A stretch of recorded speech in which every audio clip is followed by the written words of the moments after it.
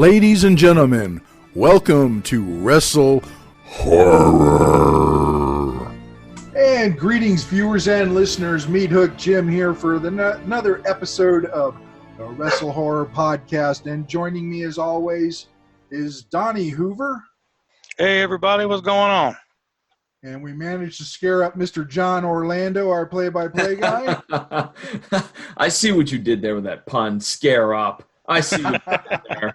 Hey, everybody. How's it going? And our special guest on this episode of Wrestle Horror, one part of Ohio versus everything, O.V.e, thumbs down, Madman Fulton. Madman, how's it going? Oh, I'm doing great tonight. How are you guys doing? Good. We're doing great. Thanks for taking the time to sit down and talk with us. Oh, always, man. I'm my favorite subject to talk about, so please, I'll do it with anybody. For those people that know me, I'm about 6'4", and when I met Sawyer here, I looked at him and I said, not many people make me feel short, and he says, well, I'm good at that. It's the top three things: making people feel short, lifting heavy objects, and getting shit off the top shelf. That's about all I got. So, Donnie, you had a couple of questions. Why don't you start it off? Yeah, I was just going back through your history and stuff. And like I said, I'll be honest, I didn't know a whole lot of your backstory, but it looks like you've trained with Jimmy Lee, which is a good friend of mine. And we know a lot of the same people, and it's just odd that we've never really connected or talked until recently. And yeah, ASWA current champion. Sorry, I had the shirt on. Oh yeah, no problem. I said, so is that, and that's where you started training at. So is Jimmy Lee like a tough badass to train with? Did he beat you up a lot, or? Jimmy Lee's training, he definitely has that old school vibe of, if you want to make it in the business, you got to be tough. And not necessarily that he's going to kill you or anything like that, but he makes sure that you can take a licking before you even step in the ring. Oh yeah.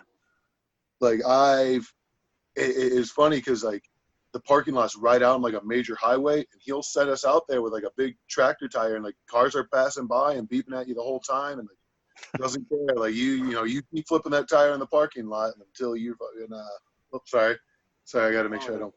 No, you're good. Until you can't move. So very cool. Yeah, he's turned out a lot of good talent out of that camp. I think Jimmy really excels because he's, as I said, he's super old school when it comes to training and wrestling and everything like that, but he still understands that the business has evolved to a certain point, and that things have changed. You can't always do what worked in the 80s and the 90s, and I think he's a really good trainer for kind of finding that nice in between vibe. Oh yeah, yeah. Oh, good. I was gonna ask Sawyer, how did you end up at Jimmy Lee's camp? When you were taking a look at getting into the pro wrestling business, why did you end up down in Mansfield? So I went to college at Ashland University, which is a town over, and I was wrestling in college. And my freshman year, I started on the wrestling team, but I kind of sucked. And my sophomore year, I ended up getting injured and missing some time, but I went 16 and 16, and I was just hey, I'm not gonna make it as a amateur wrestler. That to me was the point. It's okay, well, I'm only an okay amateur wrestler. So I started looking up schools because pro wrestling is the only thing I've ever wanted to do with my life. And it was down between Al Snow and Jimmy Lee. And I think Al Snow's gym had just closed or ran into some trouble or something like that. So I messaged Jimmy and I'm hey, this is, 30 minutes away from where I go to school. Do you think I can do this while college wrestling? He told me to go ask my coach. I didn't, but I told him I did.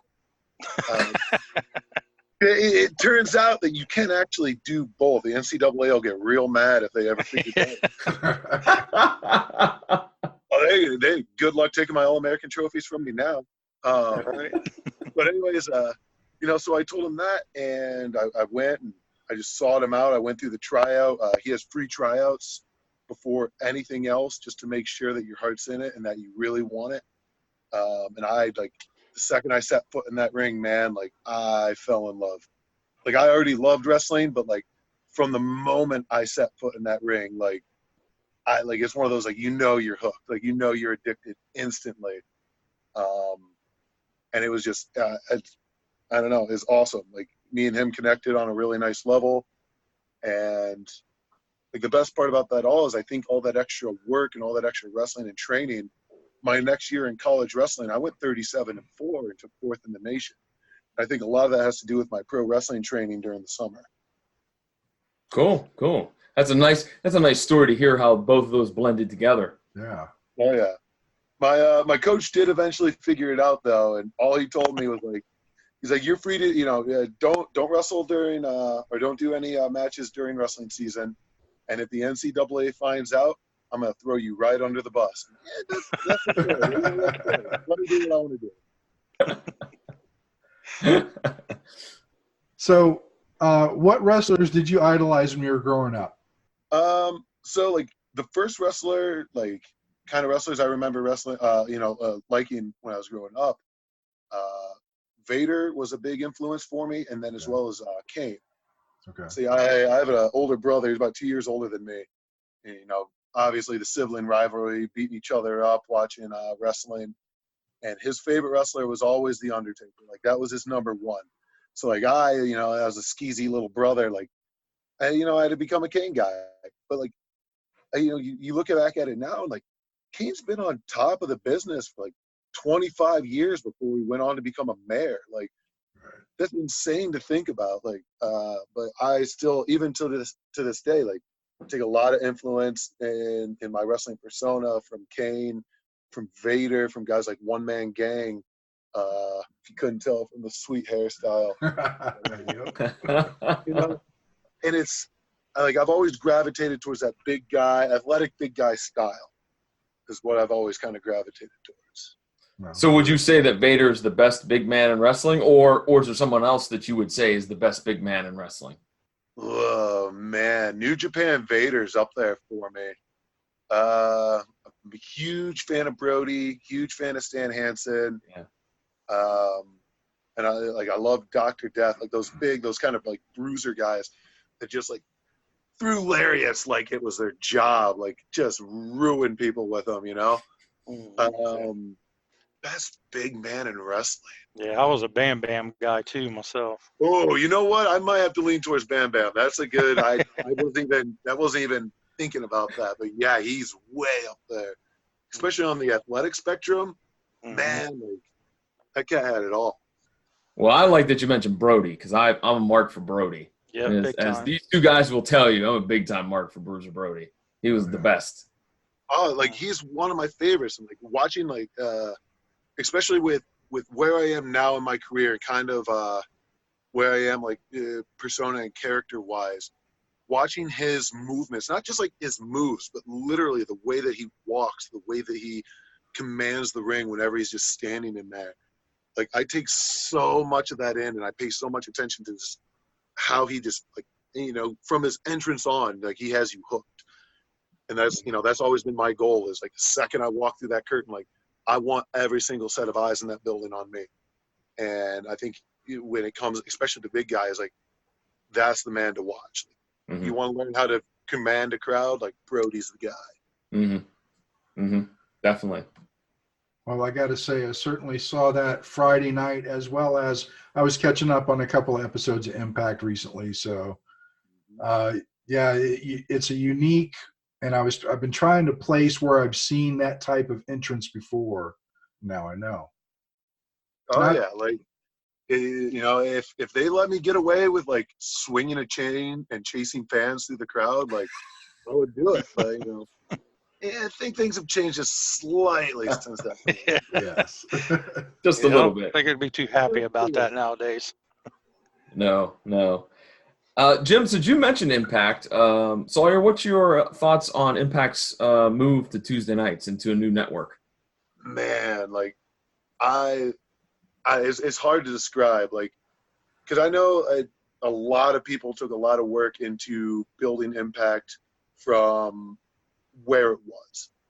And I joined in February, had my debut in March, and being just in that locker room with like a bunch of guys and girls who just want to grow Impact. Like you want everybody to do better. Like everybody pushes everybody, because at the end of the day, like we have to have a better program for everyone to excel to that next level.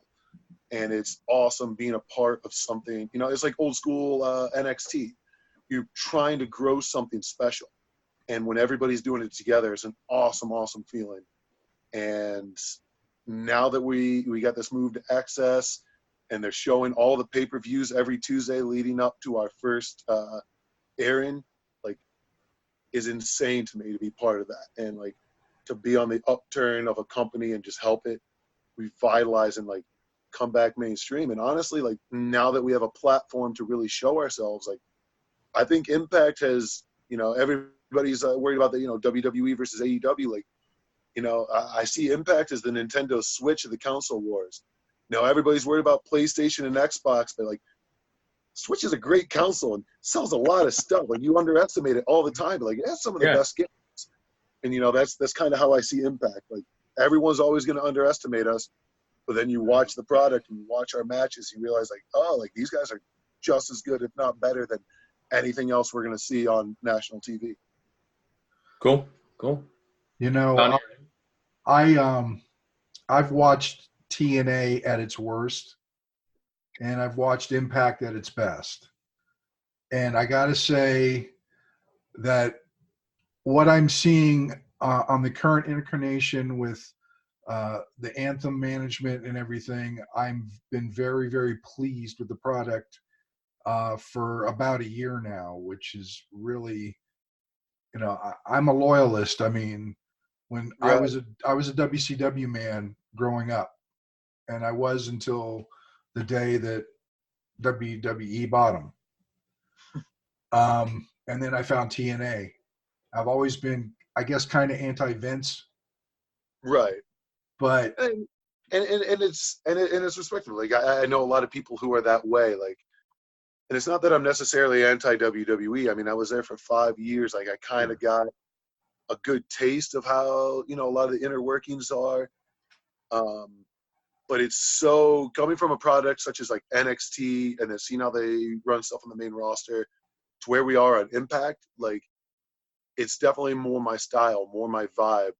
Like Impact is very much the kind of program that like if you're doing your thing and you're getting over with it, like they let you keep going. Like nobody's really in my face and like pulling me a bunch of directions, which is something I struggled with in NXT. A lot of guys can really navigate that climate. But I had a lot of trouble. And with Impact, like they want something, they tell me straight up, even Scott, one of the executive producers, like who's super high up the ladder, is not afraid to come to you as a man and just like, not only see how you're doing, but like, check where you want to go, how you feel about your character, how you feel about your position in the company.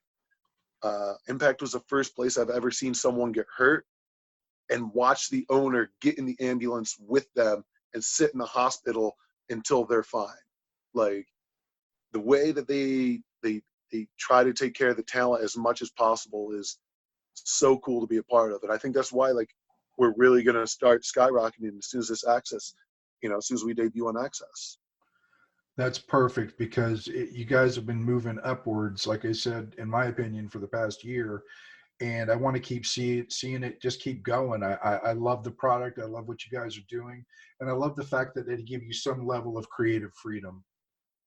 Yeah, like that's one thing. Like there was definitely a lot of creative freedom in a place like NXT as well. But like then like you think you have good ideas, you think you're doing this like correctly, and someone's always in your ear. Someone always has a different opinion. They want to pull you another way. And like I honestly think like the smarter guys, the guys who get over, are the ones who just don't listen and do what they want to do anyways. Sure. But like, I just wasn't that guy there. And now that like I'm on Impact and like they just give you that freedom to do it that way, like it's awesome. If they see something that needs corrected, like they're not afraid to step in and let you know. But at the end of the day, like I feel like I'm much more confident and a much better wrestler here than I ever did at NXT.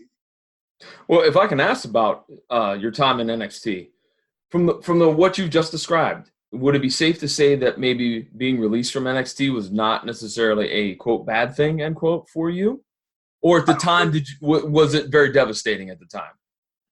It's weird. Like, it's much easier to look back at it now. I was released in November of 2017, so it's been almost 2 years. It's much easier to look back at it now than it was at the time that it happened.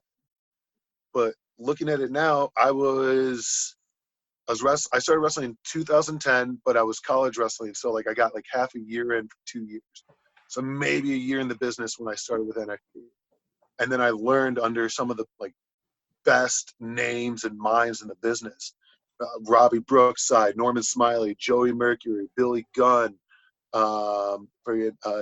Albert was there, Sarah Amato, Carino, Scotty Too Hottie. Like, the amount of influence that I had there, even Dusty Rhodes. I worked with Dusty Rhodes for years, and I didn't realize like how much that really affected me until I'm 2 years released, and then all of a sudden that nice check isn't coming every week, and you gotta just struggle and just go and go and go to make your living off of it.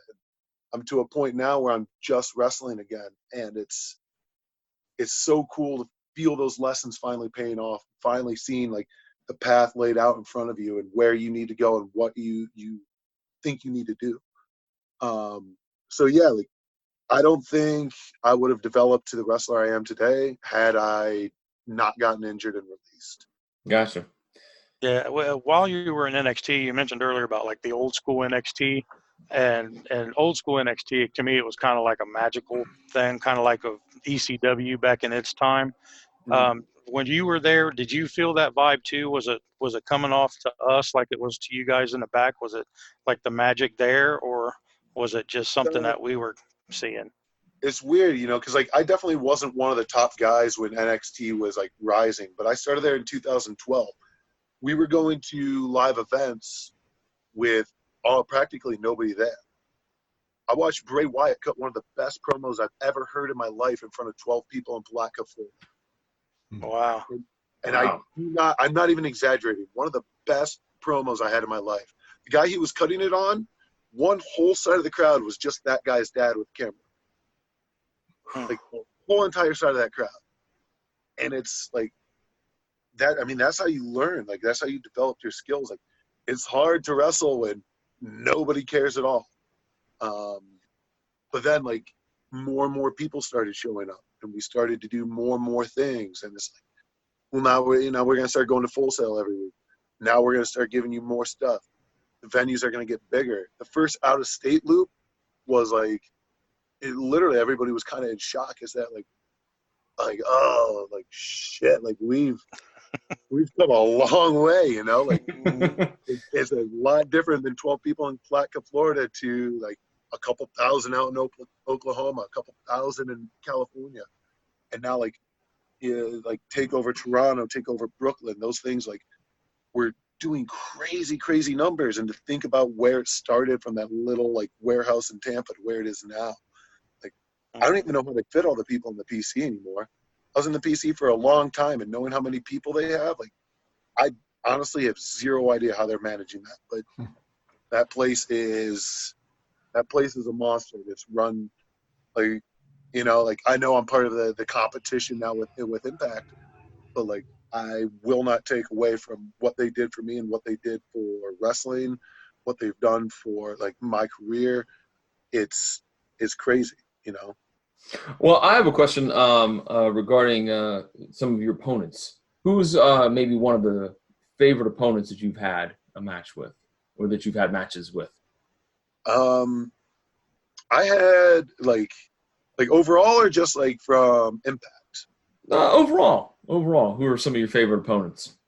As I said, I'm a big fan of like big guys. Like I like to move, and especially when you put me in there with like another athletic big man, and we can go at a speed that's like incredible for like 300 pounders. It's nuts. I love wrestling. Congo Kong's one of my favorite people to wrestle. Okay. He's just like his mindset and like just how smart he is psychology wise is crazy to me. Like it blows my mind every single time we're in the ring together. As well as like I have really, really good chemistry with Brian Cage. We've had one match and just tore it down for this just a little house show in Kentucky, and just went nuts. And the first and only time I've ever worked with them. Let's see here, some other fun people I enjoy wrestling. I don't know, man. Like I love pro wrestling, and to me, like I honestly I don't really have favorites because I love coming in wrestling somebody new. I love finding not so talented up and coming green guy who I kind of got to take control. Like everything's different. I really, really want to go work blood sport. I have that amateur background because that to me is a new challenge. I've never wrestled that style of match before. Like I have fun with it. Like no matter who's in the ring with me, and even now with Impact working Tessa so much and like trying to figure out that balance of like how do I not physically murder a woman on TV and still have a good match, like Yeah. it's that process. It's putting the puzzle together. It's creating a work of art from literally nothing that I really enjoy about it. Prior to coming into Impact, did you know Sammy, Dave, and Jake and the other guys in O.V.E? Did you cross paths in other indie promotions or whatnot and already kind of knew them, or did you just meet them when you got to Impact? I actually my first year in the business, I was like just starting to get around, and obviously my size attracts a lot of people. And I ended up becoming kind of good friends with Rhino. And one day I literally just got done lifting, was eating, and he called me out of nowhere. He's never called me before. And he called me. He's like, "Hey, any way you can get to Sydney, Ohio, and pick up Irish Airborne and take them to Pontiac, Michigan? Like, cover your gas and get you a spot on the show." Yeah, of course. I lied. I told him I was right next to Sydney, Ohio. Like it was like a 2.5-hour drive to get there. Not care. Like it did not bother me. And I went and picked them up, took them to that show, and then like I'd known of Sammy. I'd met him a couple times, but it wasn't until NXT that like he and I became really, really good friends. Like we were always riding together. Like he was always in my passenger seat. And when I got released, I had a pretty decent job in Florida, and I was working at a zoo, which is what my background is from college. That's what my degrees are in. And I started to get really comfortable, and I was making a lot of money not wrestling. But I couldn't get out of Florida very easily. Nobody wanted to pay for the flight. And then I got offered a promotion. I saw the amount of money I was about to be making, and in my mind, I'm like, if I take this, like, wrestling is going to become second, and I didn't want that to happen. I called Sammy the next day. I'm like, Sammy, like, I need to do something. Like, something's got to change. He's like, move to Dayton. He's like, pack up your shit, move to Dayton. I'm like, all right, and I took that leap of faith. Like he said, he told me, he said, move to Dayton, bust your ass. 6 months, you'll be back to wrestling. And in 6 months, I moved here September of last year and just did everything I could. I was training. If I wasn't training with Sammy, I was training with Jake. If not Jake, I was training with Dave. Dave had me start training classes with Rockstar in order to kind of like, if I broke it down for younger guys who are training, maybe I would understand it more. And then like, which honestly helped me more than anything. And in 6 months, like my account was deep in the red and like things were getting real scary. And I didn't know if I was going to be able to make it. Like I was starting to question all my decisions, whether this was right. Like, am I going to have to move back with my parents? Like what's going to happen? And then all of a sudden the Impact contract came along. And then all of a sudden more bookings came along. And then like July, August, October, and November are completely full. And it's like, amazing. Like, it's the first time in my life through pro wrestling that, like, all of this hard work just finally culminates into, like, this final product. But, like, Sammy, like, yeah, he drives me hard. Like, yeah, like, we're all in O.V.E together. But at the end of the day, like, he's one of my best friends on this planet. And I know, like, even outside of wrestling, I can go to him with whatever. And, like, you know, we can take care of it. So. Well, you know, Cool. speaking of being outside of wrestling, I saw a picture you posted of you and Sammy outside Kings Island's Haunt over the weekend. How was it? That is actually my first time going to Kings Island too. Okay. Yeah, I've had a Cedar Point Platinum Pass for like a year, and I've just never been. That was pretty good. Like I like a lot of the haunted houses and stuff. It's very hard. Like me, I'm a very reactive guy. I like to, like, if I jump scare, like, I throw a punch, and that's like the hardest part is like leaving your hands in your pockets and like knowing something's gonna pop around that corner and you're not gonna be able to defend yourself. Like I know they're not gonna touch me, but yeah, maybe that's the one creepy dude in the haunted house that's gonna hit you, you know. But yeah, and it turns out I don't fit in a lot of the rides at Kings Island. We had to have like, I took up a lot of Sammy's leg space, and we had to actually physically have workers like shove me into seats in some of the rides. But otherwise, it was great. I loved it. Well, All I could think about is as a kid, you had that sign that said you have to be this tall to ride the ride. And for you just didn't even have to worry. It's like the opposite. You can't be this tall and ride the ride. They make me walk underneath the sign every single time, and none of them care how much I bend my knees. I'm always like, because I'm too tall to ride the rides. 6'6" is the limit, same as Cedar Point. So, you know, I kind of sneak through on that and just like I'm shorter. But then it's funny you brought it up with like the too small to ride. I wasn't big growing up. Like, Really? Yeah, I was like really, really, really tiny. Like, to the point like CPS got called on my mom because they thought that she wasn't feeding me. Like I just didn't put on weight. And there was a time at the Wood County State Fair, I was just tall enough to ride. It's called the Salt and Pepper Shaker. There's like 2 capsules on the end of a large bar, and it just kind of spins you in a circle. And my brother and I went. He was just starting to get big, whereas I was still skinny but old enough, you know, tall enough to ride. They load us up and they flip it upside down to load in the people on the other side. And when they did that, he was so big, I slipped out from the safety bar and then continued the ride, just getting thrown around like that. So, the fact that I even do roller coasters at all at this point is beyond me. But yeah, no, I've had problems with both being too small and too big for rides.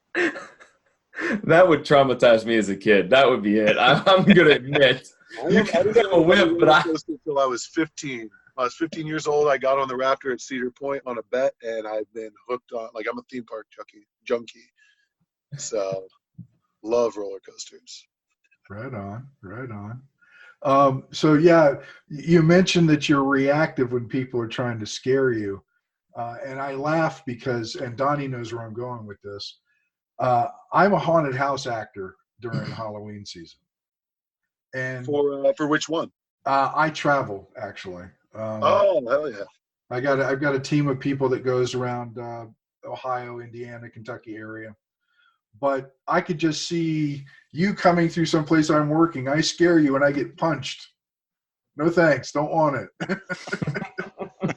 One of the worst, because like I'm really easy to jump scare too. Like that's the worst part of it all for me is like I'm super confident in myself, but like the second something pops around the corner, like I jump like a little girl.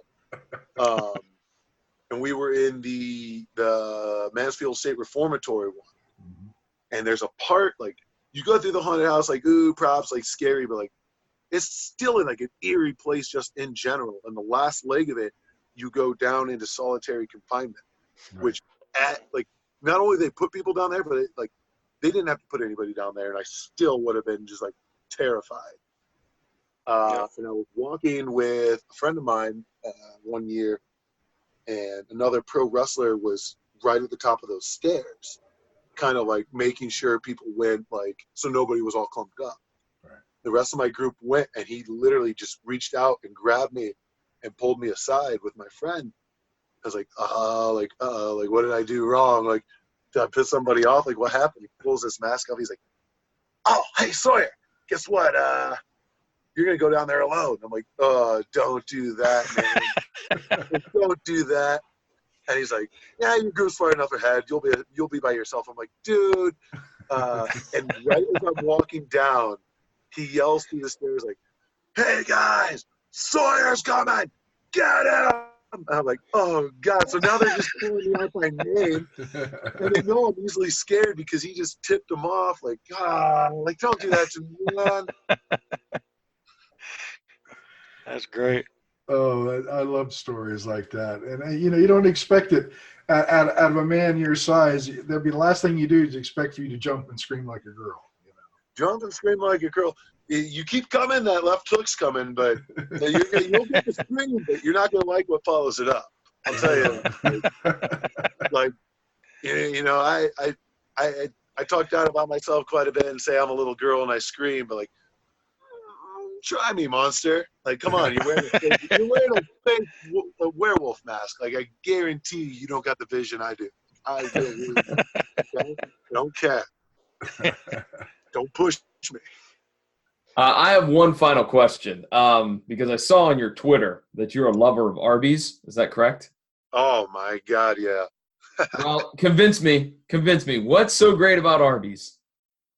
Arby's is the underrated place, man. Like for us, like, we're always worried about, fast food's not really where you want to go for like a diet, but like, it's a great place. Like, if you just want like meat in a box, like quickly, like if you're on the road, like, it's a decently good place to just stop and grab stuff. Like, I'm a huge curly fry guy when I can afford them.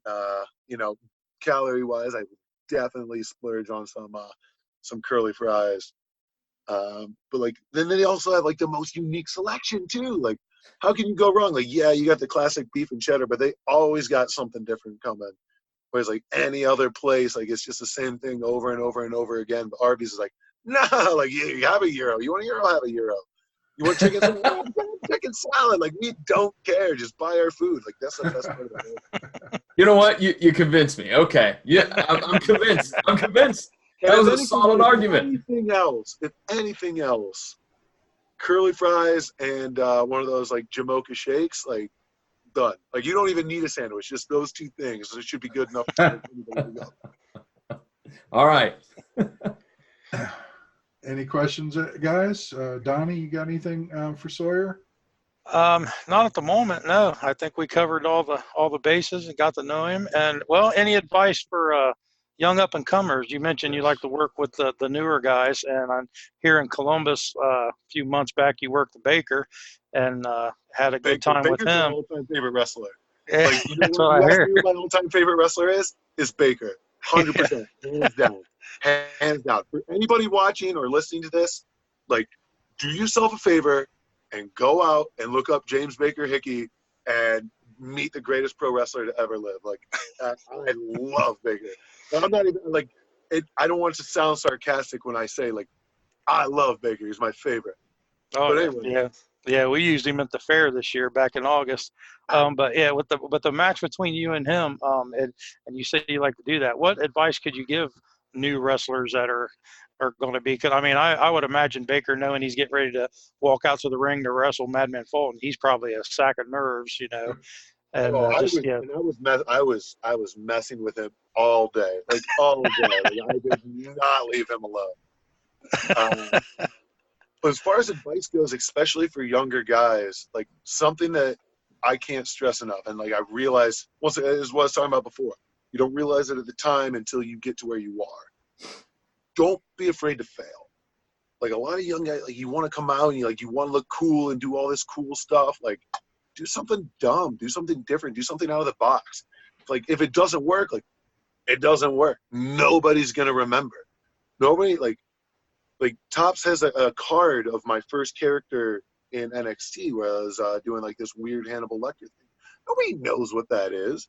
Nobody knows what I did after that or after that. Well, maybe because I was tagging with Dawkins, but like, I've had so many like failed characters, failed moves, failed like in-ring stuff that I do that just like it just sucked. Like looking back on it, like why did I ever do that? But now looking at my character, there's so many pieces from every single thing that I did that I failed. I took a piece, put it into what Madman is today. The Hannibal Lecter stuff, really enjoying like the pain that you're putting people through. Like, okay, man, that fits Madman. Like, let's put that in there. That's something I've done. I know how fans react to it. But like other pieces of that character, like, nah, throw it out. Like, fail all the time. If you're cool all the time, like, it does. Like, I don't think it does as much for you. Like, because one day it's not going to work and it's going to stop working. You're not going to have anything else, you know, backed up. You're not going to have a secondary plan. Like, yeah, if I can say one thing to young guys, like, fail often. No one's gonna remember ever. Nobody's gonna remember. So like, just do it. Just go out there and do it. And like, I see there's a lot of young guys that I talk to at every show that I really like. I like them as people and I want them to excel. And they go out and they do the same thing over and over and over. And they're like, how come I'm not getting more of a reaction? Like, 'cause you're not giving them anything to react to. Like if you go out there and you fall flat on your face, if you try something and fall flat on your face, at least you know that doesn't work. Right? Was it like the Thomas Edison thing? Like, yeah, like he knows 10,000 ways not to invent a light bulb or something like that. I forget the actual quote. But like, exactly. Like I tell a lot of people, like, I'm not the best wrestler in the world, but I know a lot about how you shouldn't wrestle because I've been really bad a lot, you know?